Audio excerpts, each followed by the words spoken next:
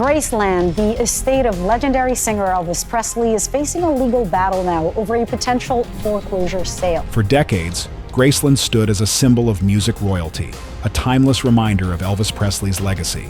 Behind its white columns and velvet ropes, generations of fans paid homage to the king. But following the sudden death of Lisa Marie Presley, a shadow has fallen over the estate. Lisa's daughter, Riley Keough, refused to stay silent. "This is shocking," she told her attorney. Run the show there. Right. So I think that some of her most joyful memories were at Graceland. Her challenge raised questions no one expected and caught the attention of federal investigators. Their search of the estate led them to a room hidden from public view. What they found inside has never been revealed to the public, until now. Letters, threats, and something far more disturbing. The FBI has released more than 300 pages of formerly classified documents. Graceland has always had secrets, but this one could change everything we thought we knew about the Presley legacy.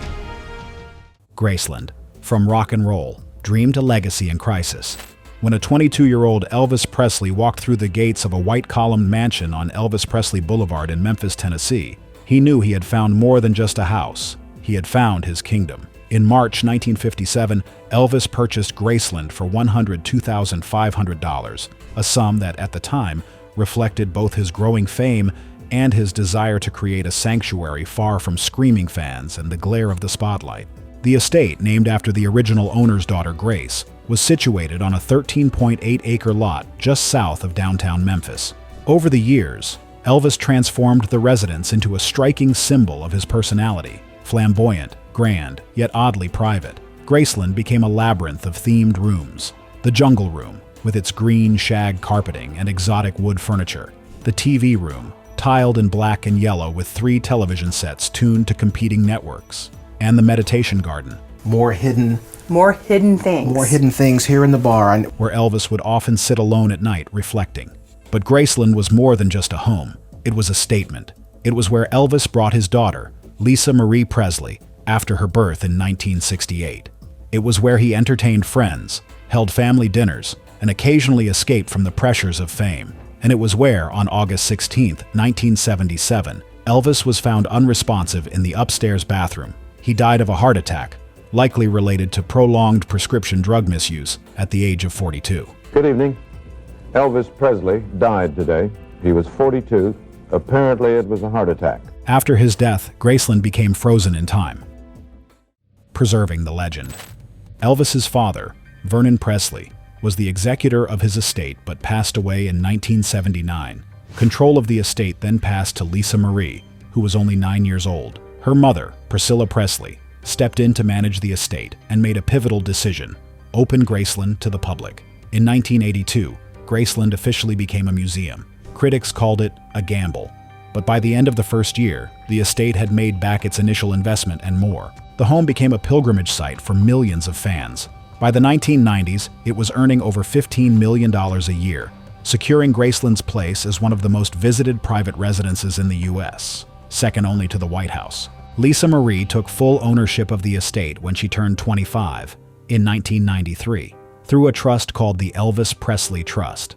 Though she sold off 85% of Elvis Presley Enterprises in 2005 to raise cash and reduce mounting debt, she retained full ownership of the mansion and the land it sat on. Despite Graceland's iconic status and profitability, Lisa Marie's personal finances were often in disarray. Lawsuits, bad business deals, and allegations of mismanagement plagued her estate for years. In 2018, she sued her former business manager, Barry Siegel, alleging that he squandered over $100 million of her inheritance. In court filings, she claimed to be $16 million in debt, largely due to unpaid taxes and mounting legal fees. Despite the turmoil, Lisa Marie remained emotionally tethered to Graceland. She often visited the home in secret, staying out of public view and spending time in the quiet upper rooms, which were never open to tourists. She called it her safe place, a sanctuary where she could feel her father's presence, where the chaos of life couldn't follow. She was deeply involved in its preservation, personally curating exhibits and even overseeing renovations. To the public, she was Elvis's daughter. But to the inner circle at Graceland, she was its guardian, determined to keep her father's memory alive, even as her own life unraveled. She didn't know it at the time, but someone was already working to bring it all down. And when the FBI finally got involved, what they found in Elvis Presley's mansion let everything spill out. Tragedy returns to Graceland. On January 12, 2023, Lisa Marie Presley was rushed to the hospital after suffering a full cardiac arrest at her home in Calabasas, California. She died later that day at age 54, leaving behind 4 children, including her eldest daughter, Riley Keough. Lisa Marie Presley, the legendary daughter of iconic rock and roller Elvis Presley, died suddenly on January 12, 2023. Her death sent shockwaves through the Presley estate and beyond. Fans gathered at Graceland, holding candlelight vigils and leaving flowers at the gate. Just days later, Lisa was buried in the meditation garden next to her son Benjamin Keough, who had died by suicide in 2020, and near the grave of her legendary father. With her passing, ownership of Graceland passed to Riley Keough, then 33, via the Presley Family Trust. Riley was no stranger to the spotlight. A rising actress known for her work in Daisy Jones and the Six and Zola, she had managed to forge a career on her own terms, outside the Presley shadow. Yet inheriting Graceland brought a different kind of pressure, a legacy wrapped in debt, loyalty, and public expectation. For a time, things appeared calm. Riley worked quietly with the estate, continuing public tours and planning future exhibits. But then, just 3 months later, something strange happened. The shock that shook Graceland. In early 2024, the world was stunned when a foreclosure notice surfaced in a local Memphis newspaper. It claimed that Graceland, the home of Elvis Presley and one of the most iconic estates in American pop culture, was to be auctioned off. The reason? A supposed $3.8 million loan debt allegedly left unpaid by Lisa Marie Presley, Elvis's only child. The news sparked disbelief, outrage, and confusion. Graceland had always been a sacred space, more museum than mansion, drawing hundreds of thousands of fans annually. How could it be seized? At the center of the legal whirlwind was Lisa Marie's daughter, Riley Keough. As the sole heir and trustee of her mother's estate, Riley was adamant her mother never took out such a loan. The documents looked forged. The lender, Nasani Investments and Private Lending LLC, was suspiciously obscure, and Riley's instincts told her something was deeply wrong. She filed a petition to stop the foreclosure, and her legal team launched a full investigation. What they found would unearth a twisted plot, an elaborate scam, and a haunting discovery inside Graceland that few could have imagined. The woman behind the scam. While Riley's team challenged the loan in court, a parallel investigation began behind the scenes. The FBI became involved after the alleged lender failed to provide legitimate records of the debt. It quickly became evident that Nasani Investments wasn't a real entity, at least not one recognized by any regulatory body. It was a phantom company, complete with fabricated documents, false addresses, and fake legal names. At the heart of it all was a woman operating under multiple identities. Investigators eventually zeroed in on her, a 53-year-old former notary and convicted scam artist with a long history of fraud. Her trail led them across several states. She had used various aliases to carry out forgery schemes targeting estates, banks, and businesses. What set this scheme apart, however, was its ambition. The audacity to forge claims over Graceland, one of the most watched and protected estates in the country, signaled a dangerous level of delusion or desperation. After weeks of tracking her, authorities arrested the woman at her Missouri home. When questioned, she admitted to fabricating the loan documents, forging Lisa Marie Presley's signature, and creating false foreclosure notices, all in the hope of cashing in on a historic property.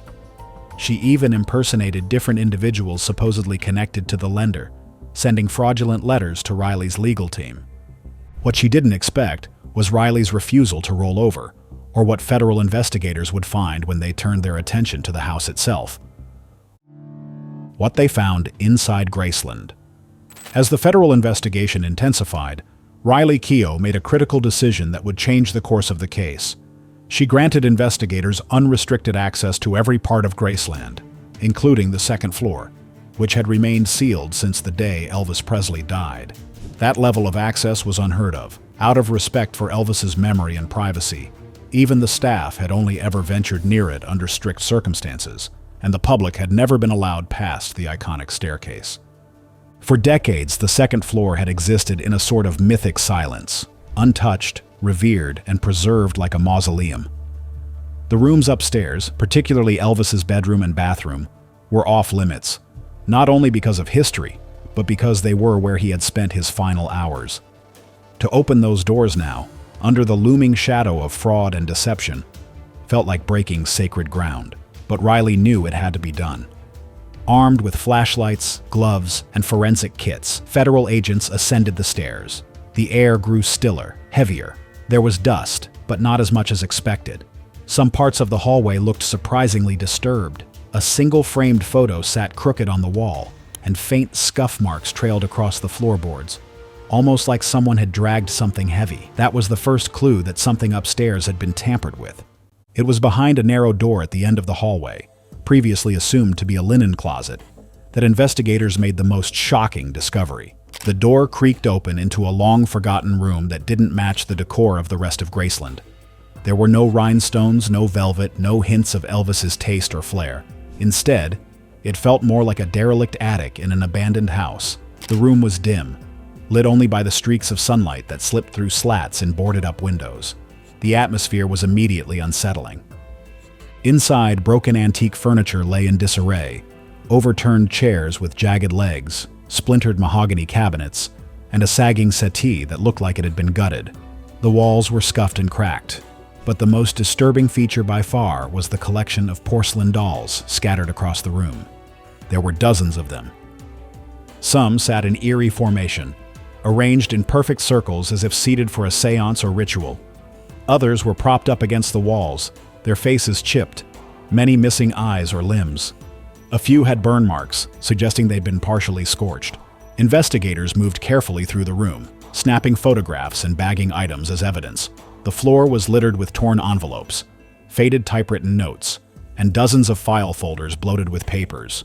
Many of the documents contained threats scrawled in red or black ink, with lines like, "You can't bury this debt. Your name dies with this house. The king is dead. Long live the new owner." Some letters were addressed ominously to the Presley heirs, while others were filled with barely legible handwriting, resembling deranged manifestos. There were mock legal papers bearing stamps that looked official at first glance, but closer inspection revealed slight inconsistencies, proving they were forgeries. The seals were smudged, the signatures inconsistent, and several of the documents had clear signs of practice and duplication, almost as if someone had spent years perfecting the art of legal mimicry. The most revealing find came when one of the agents stepped near a cracked floorboard. A soft creak led them to inspect further. Wedged beneath the wooden plank was a small black USB flash drive, coated in dust but intact. The contents were damning. The drive contained a series of forged documents, property lien claims, debt certificates, and falsified correspondence allegedly from Lisa Marie Presley. There were attempts to recreate her handwriting using graphic overlays. One folder was titled Final Push. Inside were multiple versions of the forged deed, transferring ownership of Graceland to Naussany Investments and private lending. Another file was labeled Collapse Plan, outlining how to quickly sell the property under the guise of foreclosure, ideally during a period of public distraction. There were also spreadsheets tracking Graceland's estimated value over the decades, lists of heirloom items and rare artifacts stored inside, and even a timetable forecasting when the Presley estate would be most vulnerable, particularly after Lisa Marie's death. It became clear this wasn't an impulsive scam. It was a long, calculated scheme designed to slowly infiltrate the Presley legacy. Whoever orchestrated it had deep knowledge, not only of Graceland's internal structure, but of the Presley family's legal vulnerabilities. They had been watching, planning, waiting. How the woman behind the scam accessed this hidden room remains one of the investigation's great unanswered questions. Some believed she had posed as a contractor during a past renovation project and managed to conceal tools, documents, or recording devices within the estate. Others speculated that an accomplice, possibly someone once affiliated with the estate, had quietly let her in, unaware of her true intentions. What was undeniable was the psychological aspect of the crime. The room felt like a physical manifestation of obsession. This wasn't just a money grab, it was a twisted form of possession, an attempt to embed herself into the Presley narrative by force and fraud. Forensic experts later confirmed that much of the handwriting on the documents matched samples found on paperwork submitted to local courts during the attempted foreclosure. The USB drive was the smoking gun that tied the scheme directly to the perpetrator. As the evidence was cataloged and removed, the Graceland staff gathered downstairs, some in tears, others in disbelief. No one had ever known this room existed, not even those who'd worked at the estate for decades. To think that such darkness had taken root upstairs, mere feet from Elvis's preserved bedroom, shook them to their core. Riley was informed of the findings within the hour. Though horrified, she wasn't surprised. Her instincts had been right from the start. The aftermath and public outcry. The revelation of the attempted Graceland scam sent seismic ripples far beyond Memphis. For fans, Graceland was never just a tourist attraction.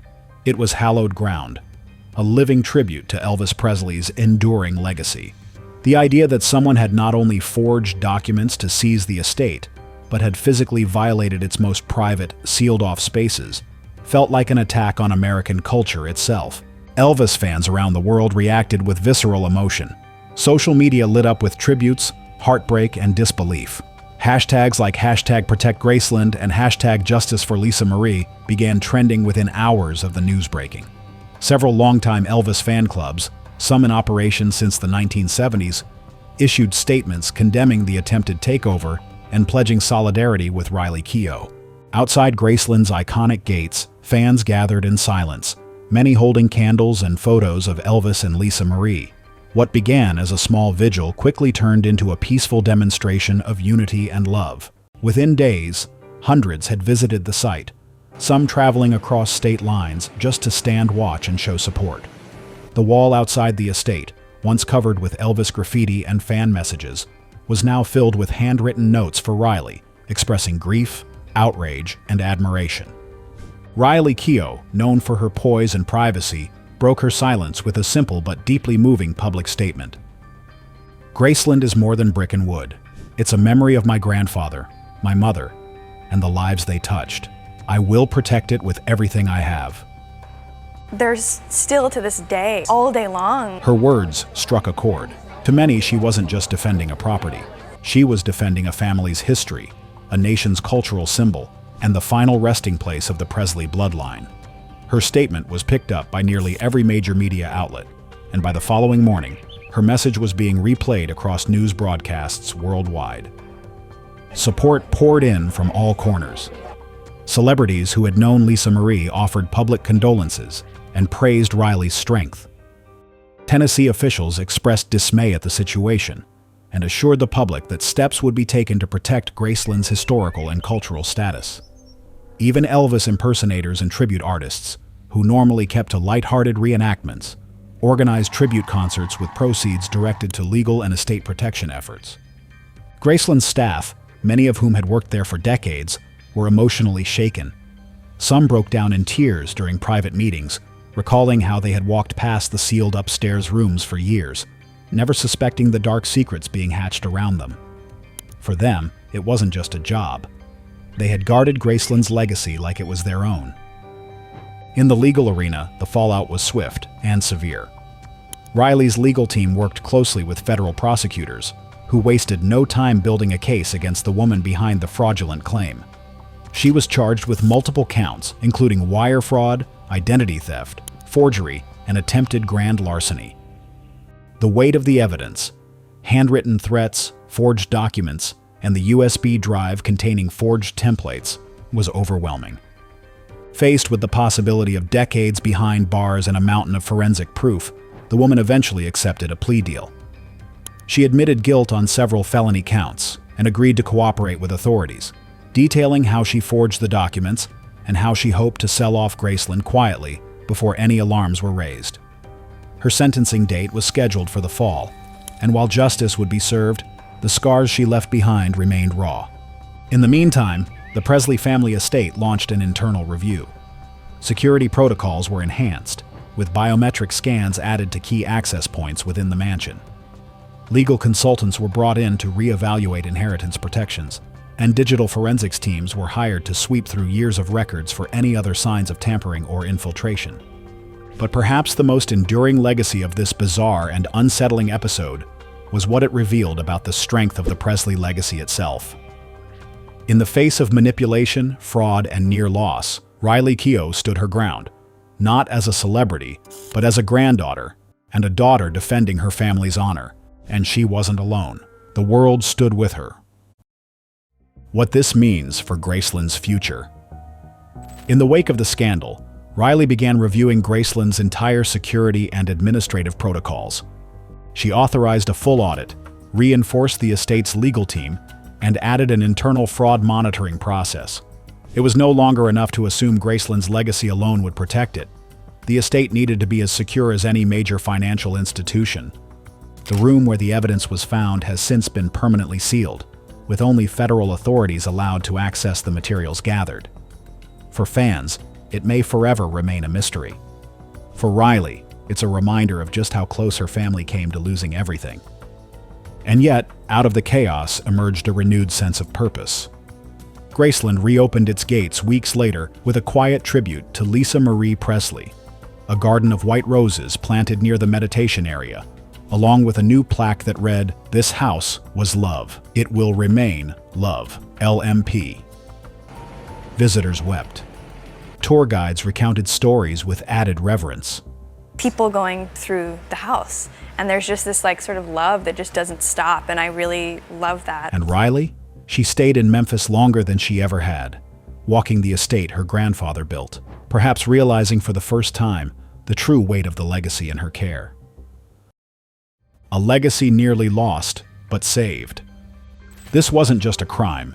It was an invasion of history, a calculated attempt to rewrite the fate of one of the most iconic properties in the world.